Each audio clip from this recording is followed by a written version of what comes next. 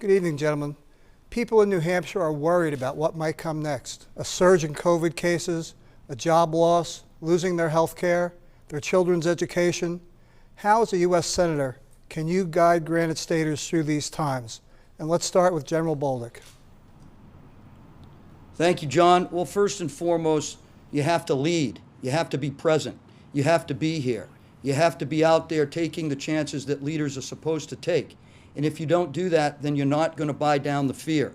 I believe in personal responsibility. I believe in trusting people. I think that the COVID crisis can be handled that way, and I think we would avoid an economic crisis. We also need to do our jobs in Washington, D.C., and that's pass targeted and temporary legislation. Legislation that's not full of pork and doesn't have a lot of extras in it that increase our debt, that cause more hardship. We need to streamline the systems that we're going to use to get people help.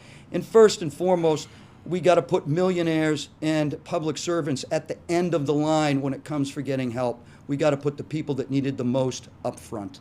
And Mr. Messner, same question, please. Yeah, thanks, John.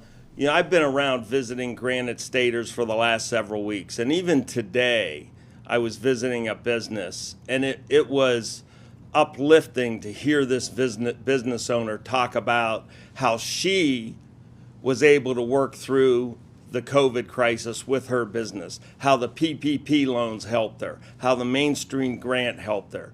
Granite Staters are being innovative, and we in Washington, D.C.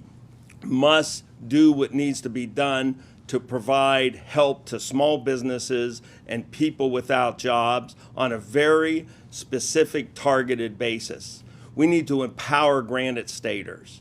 We need to make sure that individual liberty is protected.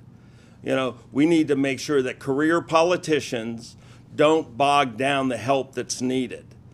And that's why me as a political outsider will go there and get things done, and that's why President Trump endorsed me.